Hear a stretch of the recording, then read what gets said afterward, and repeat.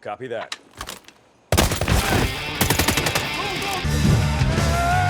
It's a burning thing, powering good fire, going down.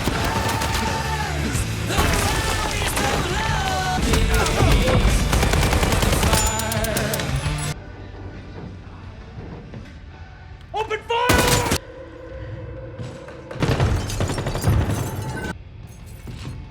Hey,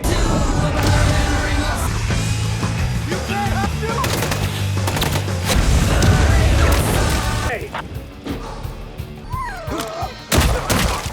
Go, run. You die, old man! Got eyes!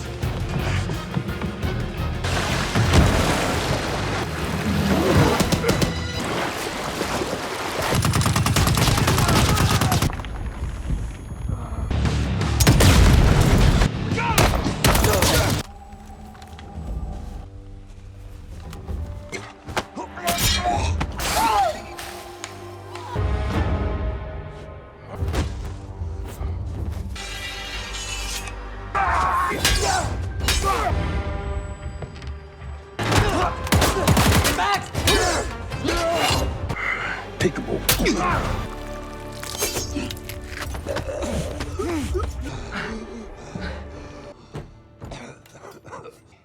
Wyatt.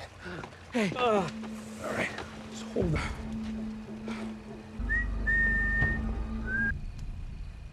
Who sent you? What are you doing here? Hire mine. People who try to fuck up my...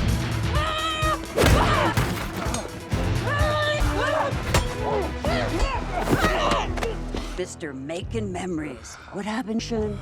Everywhere you go. FBI knows everything. And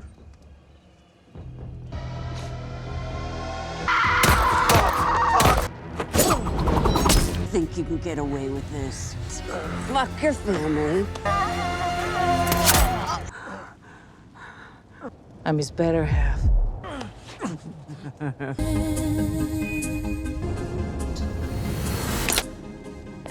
Girl, hold on to you. You heard the boss. Kill her!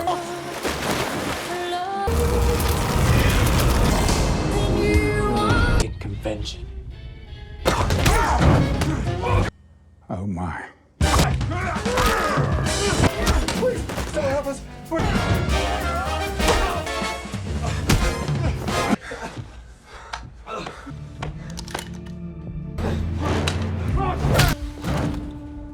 Corsicans showed up with Uzis. No, they had MP7s.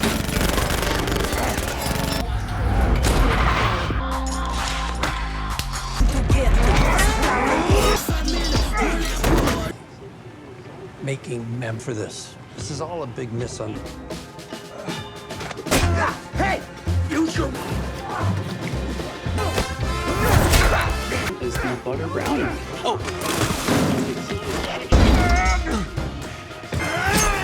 Harm these Of the children! What? You motherfucker! You're gonna pay us a lot more fucking...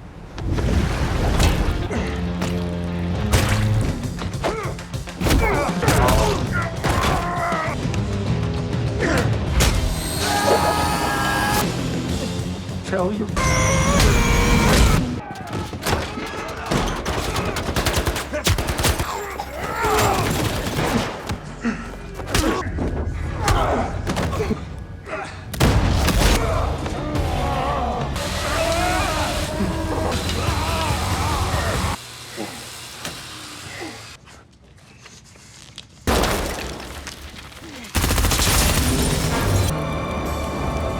I rule the world of spring.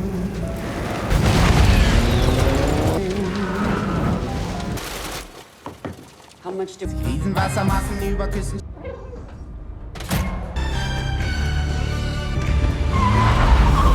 She got to him first. I would have. Plumberville. Close for repairs. Hey, we go. Let's go now. Must be hard to say goodbye. Funhouse is nothing but headaches. No. Harry? Wyatt Martin.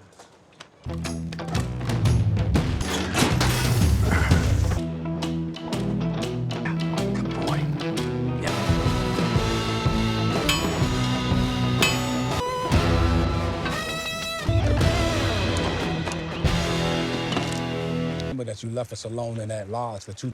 Whoa. Like, about who we'd become. And then you. Yeah. Our improvement. Okay, you need any help up there?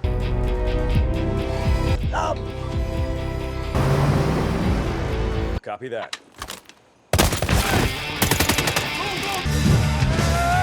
It's a burning thing, bound in good fire. Going down. The forest of love is fire. Open fire!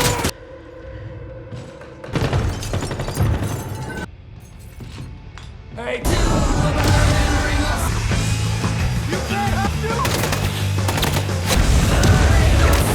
Hey! Don't run. You're gonna die, old man!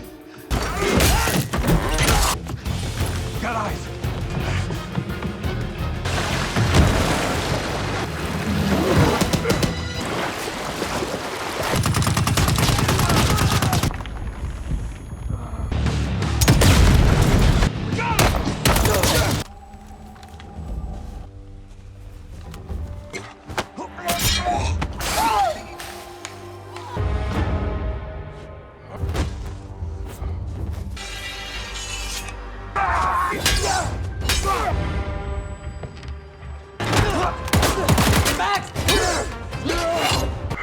Take the ball.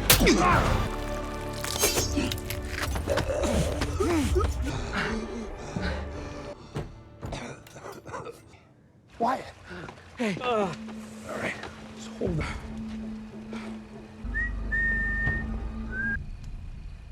Who sent you? What are you doing here? Hire mine. People who try to fuck up my...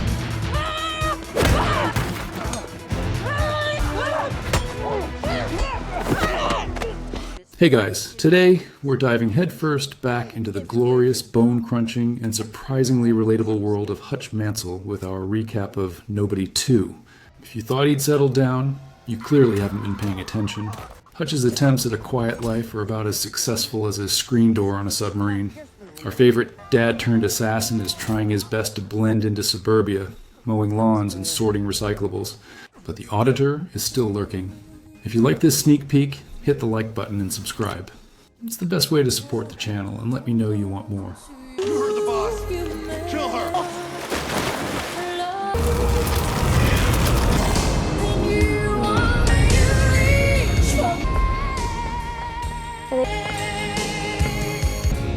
sometimes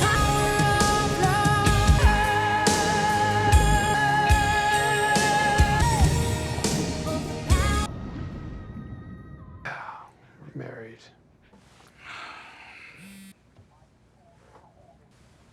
Sir, I can... Yes. Free to go. Vacation. Yeah?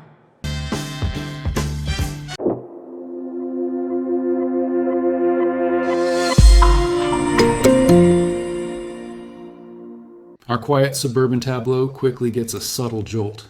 Hutch, ever the meticulous dad, is under the hood of his old Challenger, because apparently even retired assassins still have to deal with check engine lights.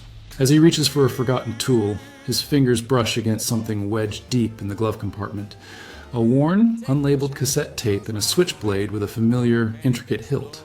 It's not just any switchblade, it's the switchblade from his past, the one he thought he'd buried, metaphorically speaking, under a mountain of spreadsheets and parent-teacher conference notes. The metallic click as he opens it echoes in the otherwise silent garage, a sharp, crisp sound that cuts through the manufactured calm. A shiver, not of cold, but of a forgotten instinct, runs down his spine. It's like finding a vintage floppy disk in your new laptop, utterly out of place, yet undeniably a relic of a previous life.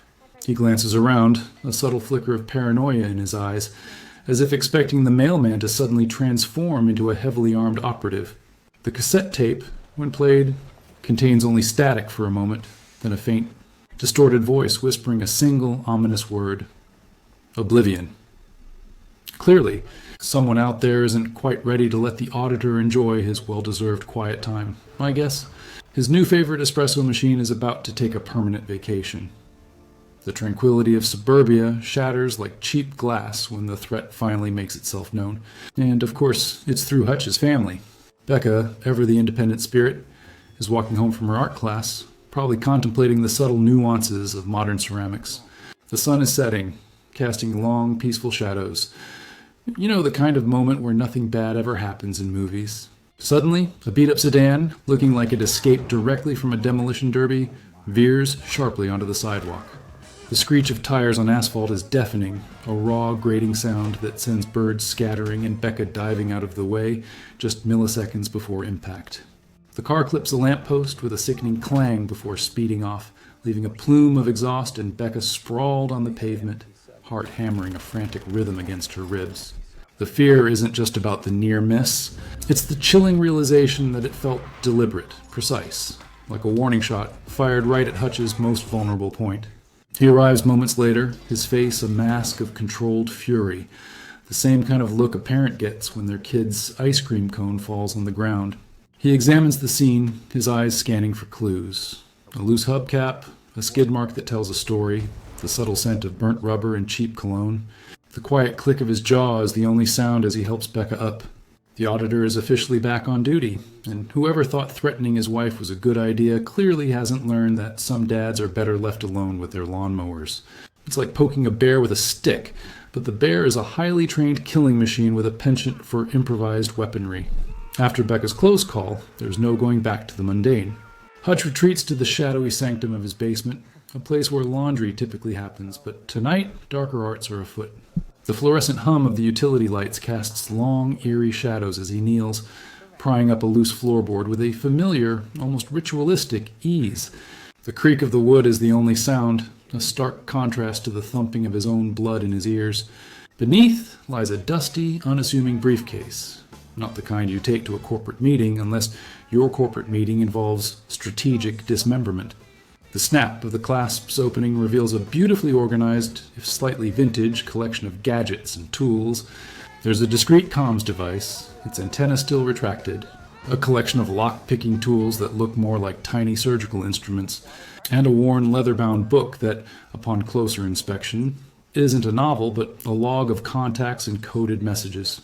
The distinct smell of aged leather and gun oil wafts up, pulling him back to a life he desperately tried to forget. It's like opening a time capsule of pure, unadulterated trouble. He touches a small, unassuming watch, its face intricately detailed, then flips it over to reveal a tiny, almost invisible button. The soft click of the mechanism locking into place is the sound of the auditor being fully reactivated. No more playing Mr. Nice Guy. Someone's about to learn that you don't mess with a dad's family, especially when that dad can turn a toaster into a deadly weapon. The subtle glow from the watch face seems to reflect the cold, hard resolve now etched on Hutch's features. Our man Hutch isn't wasting any time on pleasantries. After a quick, rather enthusiastic drive-by, he's managed to nab one of the goons involved in Becca's little vehicular incident. The scene is set in an abandoned, dimly lit warehouse. Because where else would you conduct such sensitive, shall we say, negotiations? The air is thick with the scent of dust and fear. Our unfortunate henchman, currently enjoying a rather restrictive chair-bound experience, is attempting to maintain a tough guy facade, spitting defiance. But Hutch, bless his heart, has never been one for lengthy discussions when a more direct approach is available. He picks up a surprisingly clean clothes iron, its sole plate glowing a menacing red. The low hum of the heating element is the only sound for a moment, punctuated by the rhythmic drip, drip, drip of a leaky pipe somewhere in the background. The henchman's bravado quickly evaporates into a nervous sweat. Hutch doesn't say a word, just gives a knowing look that screams, "Buddy, you have no idea the kind of day I've had." The sizzle of the iron against a nearby metal table is a truly chilling sound, more effective than any monologue. The captive's grunts become pleas, then desperate gurgles, as Hutch applies just enough pressure to make him regret every life choice that led him to this exact moment. Information starts to flow like a leaky faucet. Names, locations, a shadowy organization known only as the Consortium, led by someone with a very bad temper and an even worse fashion sense, apparently. Hutch retrieves a small, intricately carved wooden bird from the henchman's pocket, a distinct insignia. This isn't just some random street gang. This is something far more organized and, frankly, pretentious. He leaves the henchman with a newfound respect for proper iron temperatures and a fresh fear of suburban dads. You know things are really going sideways when your retired assassin family starts showing up unannounced. As Hutch is meticulously cleaning the remnants of the clothes iron incident, the familiar creak of the basement door announces the arrival of reinforcements. First, his dad, David, strides in looking surprisingly spry for his age, clutching a vintage shotgun like it's his favorite golf club. The distinct clack-clack of the pump action is a symphony to Hutch's ears. Then Harry, his half-brother, slides in behind him, moving with the quiet grace of a ninja librarian, casually slinging a high-powered sniper rifle over his shoulder. It's a Mansell family reunion, minus the awkward potluck and forced small talk. Harry's usual deadpan delivery is, as always, spot on. Thought you might need a hand, Hutch. Dad found my old rifle under a pile of gardening magazines. Said it was calling to him. David, ever the pragmatist, simply grunts. Someone's messing with our boy. Can't have that. The air crackles with unspoken history and a shared understanding of what's coming. The trio, a walking encyclopedia of unconventional warfare, starts poring over the intel Hutch gathered, the wooden bird insignia now firmly established as the enemy's calling card. They discuss tactics, the crackle of a two-way radio filling the silence as they coordinate. It's like a deadly family board game, but the stakes are higher than who gets the last piece of pie. The low rumble of their voices, the soft clatter of gun parts being assembled. It's a grim yet comforting melody for Hutch. His family might be messed up, but they're his messed up family, and when the chips are down, they always show up. Well, except for Aunt Carol, she's still mad about the Thanksgiving incident. With the band back together, it's time to swap dad jokes for demolition plans. The Mansell trio converges in Hutch's garage, a place usually reserved for leaky pipes and forgotten DIY projects, now transformed into a clandestine war room. A crudely drawn map of what looks like an abandoned industrial complex, complete with handwritten notes and danger symbols, is spread out on an oil-stained workbench. The scent of stale coffee and gunpowder hangs heavy in the air. David, with his years of shadowy government service, points out weak spots with the calm authority of a seasoned architect, while Harry, ever the strategist, outlines sniper positions with unsettling precision. Hutch, meanwhile, is meticulously organizing a collection of what appear to be ordinary household items, but we all know better. A wrench, a fire extinguisher, a roll of duct tape, each is assigned a tactical purpose. The faint metallic click of a freshly loaded magazine being inserted into a pistol cuts through their hushed discussion. It's like a deadly scavenger hunt, where the prize is not a trophy, but survival. They whisper about entry points, security redundancies, and contingency plans, their voices a low conspiratorial murmur. The plan, if you can call it that, is less surgical strike and more controlled chaos, which, honestly, is peak Mansell.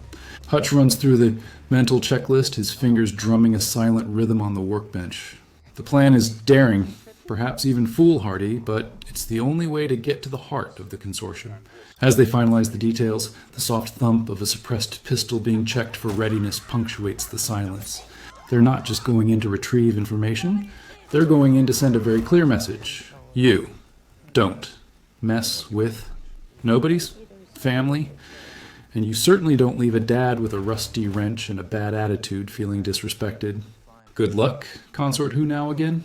You're going to need it. The plan, or lack thereof, kicks into high gear. The trio breaches the warehouse, and from the moment the first security guard hits the floor with a satisfying thud, courtesy of David's shotgun stock, it's absolute mayhem. The cavernous space, filled with towering stacks of crates and hulking industrial machinery, becomes a symphony of destruction. The crack of bone, the wet thwack of punches landing, and the dull clunk of improvised weapons resonate through the warehouse. Hutch, in his element, becomes a whirlwind of suburban rage. He grabs a rolling office chair, spins it with surprising force, and sends it careening into a group of unsuspecting henchmen, who tumble like bowling pins amidst the screech of metal on concrete. He then uses a forklift, not for moving pallets, but for launching bad guys across the room, the hydraulic hiss a prelude to impact. Harry, perched silently in the rafters, is a ghost in the shadows, his sniper rifle spitting silenced death with chilling accuracy. The craft of each shot is barely audible over the general chaos, but each target drops with precision. Meanwhile, David is having the time of his life, a wide grin plastered on his face as he uses his shotgun with brutal efficiency, the powerful boom echoing in the enclosed space. He even manages a cheerful yee-haw, or as he sends a particularly persistent goon flying with a well-placed boot. It's a beautiful dance of choreographed violence, a masterclass in turning mundane objects into instruments of pain. One poor soul tries to come at Hutch with a pipe, only to find himself intimately acquainted with the heavy end of a fire extinguisher. The loud whoosh of escaping gas is followed by the metallic clang of the canister hitting the floor. It's brutal, it's messy, and it's gloriously Hutch. He even manages to quip, "You guys really need better office supplies," as he dispatches another assailant with a stapler. The fight culminates in a deafening silence, save for the labored breathing of the victors and the groans of the vanquished. Mission accomplished, but the real enemy is still out there, probably wondering why their henchmen never pick up when they call. Classic bad guy problems, am I right? Amidst the wreckage of the warehouse, Hutch uncovers the prize, a heavily encrypted data drive. Harry, ever the tech wizard, makes short work of the firewall, the rapid click-clack of his keyboard echoing in the newly quiet space. As the decryption software whirs to life, a holographic image flickers into existence, hovering above the crude projector. The image resolves into the stern, calculating face of a woman Hutch clearly recognizes, but dread fills his eyes. Her name is Katerina Volkov, and etched onto the lapel of her tailored suit is the familiar wooden bird insignia, now clearly revealed as her organization's emblem. David lets out a low whistle. Volkov? She was a ghost even in our day, Hutch. Thought she died in that incident in Budapest. Katerina is no ordinary criminal. She's a former auditor herself, a rival from Hutch's past, known for her ruthlessness and a penchant for opera. The oblivion whispered on the tape now makes perfect sense. She's systematically eliminating all former auditors, tying up loose ends in a grand, twisted scheme for global dominance, or perhaps just to collect all the world's most obscure tea sets. The reveal hits Hutch hard, a faint metallic taste of old memories filling his mouth. The stakes just went from protecting his family to stopping a global threat, all orchestrated by someone who knows his playbook better than anyone. Harry even manages a rare, concerned, "This is bad, Hutch," like forgetting your anniversary bad.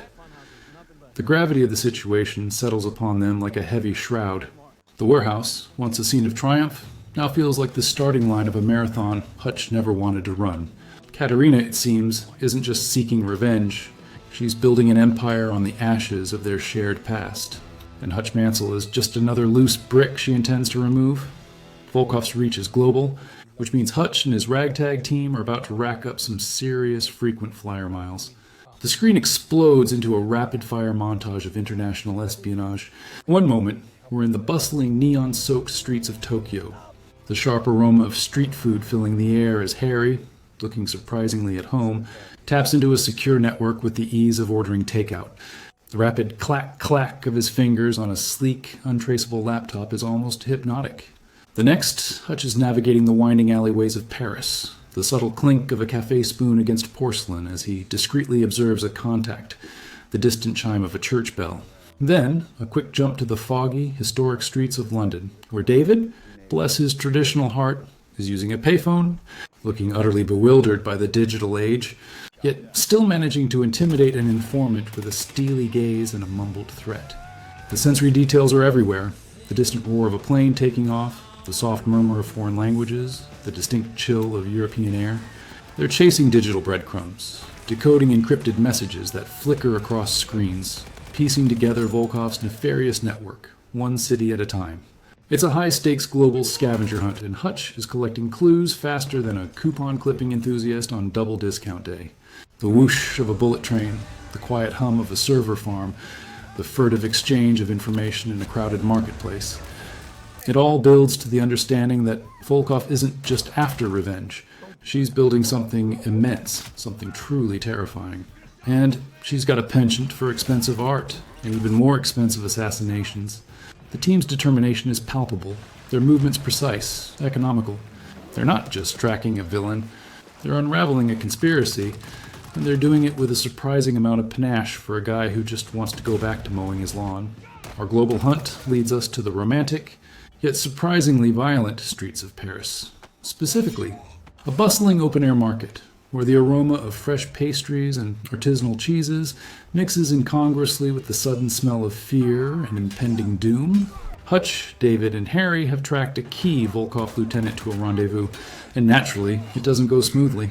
The lieutenant, a slick operator with far too much hair gel, spots them, and suddenly, what was a picturesque shopping experience devolves into an impromptu brawl. Hutch, ever the minimalist, grabs the nearest available weapon, a foot-long, crusty baguette. The satisfying crack as he slams it against a henchman's head is surprisingly effective, sending crumbs and bad guys flying. He even manages a wry, stale, but effective. Harry, ever the long-range specialist, finds himself cornered and has to resort to some brutal hand-to-hand, the swift whoosh of his kicks followed by the sharp thwack of impact.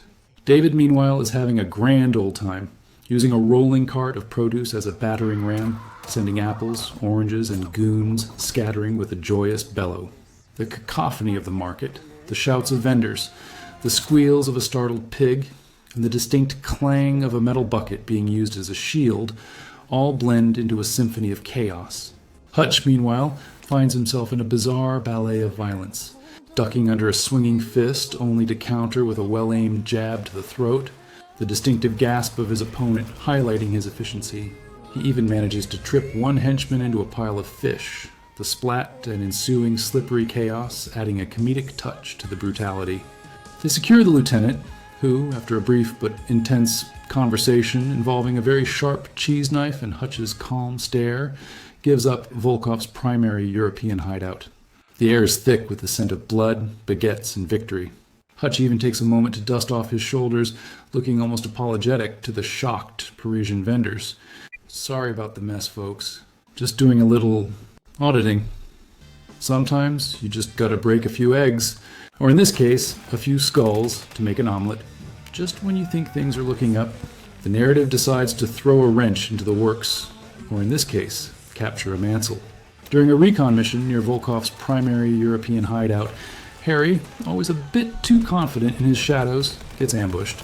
The snap of a tripwire, the rush of unseen figures, and suddenly, our usually untouchable sniper is dragged into the belly of the beast. We cut to Harry, now tied to a rather uncomfortable-looking chair in a stark, concrete interrogation room, a single flickering bulb swinging overhead, casting ominous shadows that dance with every slight movement. The air is cold, damp, and thick with a palpable sense of dread. Volkov's lead enforcer, a burly individual with a truly unfortunate neck tattoo, circles him like a predator, their heavy boots clomping on the concrete floor. The distinct thwack of a fist hitting Harry's jaw is heard, followed by a muffled grunt, but Harry, bless his stoic heart, simply spits out a sarcastic remark. "Is that all you got? My grandma hits harder." Meanwhile, Hutch and David are going full John Wick in their frantic race to save him. The screech of tires on a cobblestone street, the guttural roar of Hutch's borrowed, slightly dented car as they tear through the city. They know Volkov will want to extract every last piece of information from Harry, and then some. The rhythmic thump, thump, thump of David's heart, mirroring Hutch's own furious pulse, drives them forward. When they finally breach the facility, the crash of a reinforced door being blown open with a precisely placed charge signals their arrival. The ensuing gunfight is a desperate close-quarters melee, the metallic ping of bullets ricocheting off walls, the shouts of men, and the rhythmic blam blam blam of David's shotgun, a beacon in the chaos. Hutch, a grim reaper in a slightly rumpled shirt, moves with focused fury, a silent whirlwind of punches and kicks. He even uses a fire alarm to create a disorienting, ear-splitting whoop-whoop siren, turning the interrogation room into a dizzying nightmare for Volkov's goons. They reach Harry just in time, cutting him loose with a swift slice of a knife, the snip of the ropes echoing in the sudden lull. Harry, ever the professional, simply grunts. "Took you long enough," before grabbing a dropped weapon and rejoining the fray. Some siblings just never learn to be grateful, do they? Rescuing Harry was just the warm-up act. Now the Mansell trio faces the real challenge. Volkov's personal fortress, an impenetrable-looking stronghold nestled high in the Alps, looking less like a hideout and more like a Bond villain's vacation home. The exterior is all imposing concrete and steel, the kind that whispers, "No solicitors." But it's the interior that's truly a nightmare. The moment they breach the outer perimeter, the hiss of automated defenses activating fills the crisp mountain air. They find themselves navigating a series of increasingly elaborate traps. First, a laser grid, its red beams flickering and humming with lethal energy. Hutch, with surprising agility for a man who complains about his back, twists and contorts his body through the intricate web, the faint whoosh of air against his clothes as he narrowly avoids incineration. It's like a deadly game of Twister, but with much higher stakes. Harry, from a vantage point, provides cover fire, the soft theft of his suppressed rifle picking off perimeter guards. David, meanwhile, demonstrates his uncanny ability to disarm pressure plates with a surprisingly delicate touch, followed by the satisfying click of the mechanism deactivating. The rhythmic clank of robotic drones patrolling the hallways adds to the oppressive atmosphere. They encounter rooms filled with automated turrets, their whirring motors a precursor to a hail of bullets, forcing the team to move with synchronized precision, the thud of their feet against metal grating. It's a deadly dance, each step a calculated risk. Hutch even manages to use a discarded mop bucket to short-circuit a proximity sensor, the loud spark and smell of burnt ozone momentarily blinding a group of henchmen. The crescendo of security measures culminates in a brutal hand-to-hand fight against Volkov's elite guards, the crack of bone and the ragged gasps for air marking the passage of each foe. They're bruised, battered, and probably need a good chiropractor, but they've made it to Volkov's inner sanctum. The air is thick with the scent of spent gunpowder and the metallic tang of blood. The thought that Volkov might be having a lovely cup of tea while they're risking life and limb just adds to the motivation. Honestly, the sheer arrogance of these villains, am I right? They finally burst into Volkov's inner sanctum, a lavish, almost ridiculously opulent chamber that looks like it belongs in an art museum, not a villain's lair. The air is heavy with the scent of expensive perfume and the impending clash of titans. Katerina Volkov, elegant and terrifying, stands amidst shattered, priceless artifacts, a cold smile playing on her lips. She's not just a mastermind, she's a master combatant, and their fight is less a skirmish and more a brutal personal ballet of destruction. The crunch of Hutch's fist connecting with her jaw, the whump of her knee striking his ribs, every blow is delivered with a lifetime of experience and seething resentment. The chamber echoes with the sounds of their struggle, the smash of a crystal vase, the tear of silk tapestries, the rhythmic thud of bodies hitting the marble floor. Volkov fights with a chilling grace, anticipating Hutch's moves, reflecting his own training. She even manages to use a priceless antique samurai sword, the sharp shing of the blade cutting through the air, forcing Hutch to dodge with desperate speed.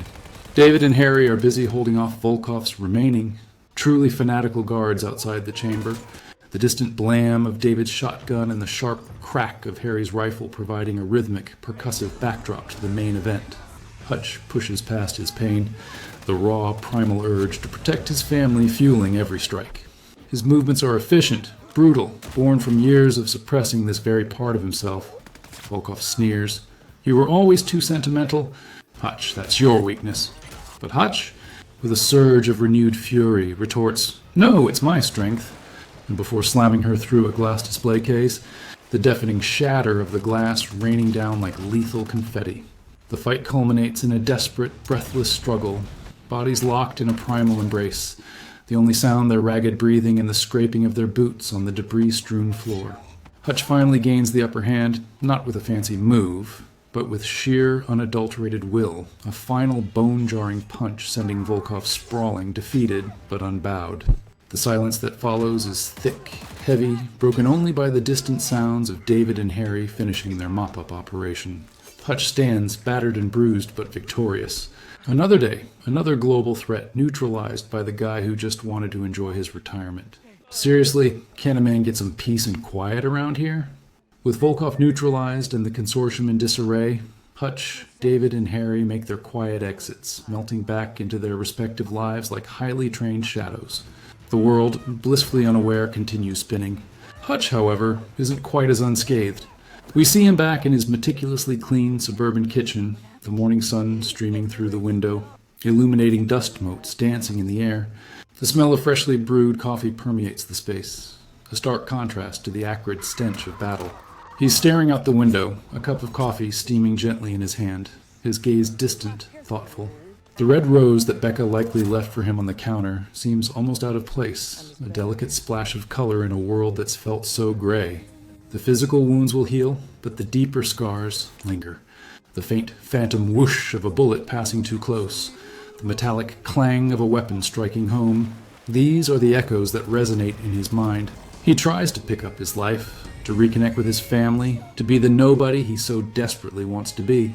But once you've seen the depths of the rabbit hole, it's hard to unsee it. He helps Blake with his homework, the quiet scratch of a pencil on paper, and the soft thud of Sammy's toy car rolling across the floor. These mundane sounds are now tinged with a new appreciation, a newfound fragility. He shares a quiet dinner with Becca, the gentle clink of cutlery on plates filling the comfortable silence, but a subtle tension remains. He glances at a faded picture of his family, his hand brushing the frame, a silent promise to keep them safe, no matter the cost. He's saved the world, sure, but at what price to his own peace? The faint creak of the floorboards above him reminds him of his family sleeping soundly, and that he realizes is the true reward. But the look in his eyes tells us this peace is always temporary, always earned, never guaranteed. The auditor may be retired, but the threat is eternal, a subtle hum just beneath the surface. Hutch Mansell walks away from his house, the morning sun at his back, casting a long shadow that seems to stretch into the future. He leaves behind a simple, almost imperceptible chalk mark on his mailbox, a subtle symbol that only a select few would recognize, a sign to any unseen threats that the Guardian remains vigilant, ever watchful. This quiet gesture speaks volumes about the enduring human spirit, our capacity to find strength in our most trying moments, and to continuously choose what is right, even when it's the hardest path. We learn from Hutch that true heroism isn't always about grand gestures or flashy explosions. Sometimes it's simply about showing up again and again for the people we love and for a world that often doesn't realize it needs protecting. His journey reminds us that even ordinary lives can hold extraordinary power, and that the fight for peace is an ongoing commitment, a silent promise we make to ourselves and to those who rely on us. The hum of a distant car, the rustle of leaves in the wind. The world remains unaware, but safe for now. Wyatt. Hey. All right. Just hold on.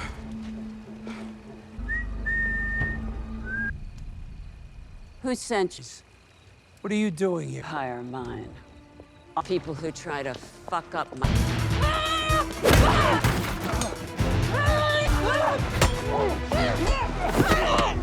Mr. Making Memories. What happened, Sean? Everywhere you go. FBI knows everything. And...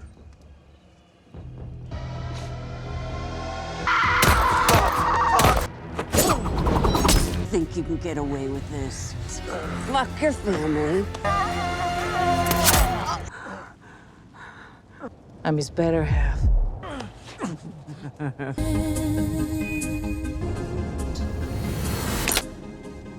Kill her. Hold on to you. You heard the boss. Kill her.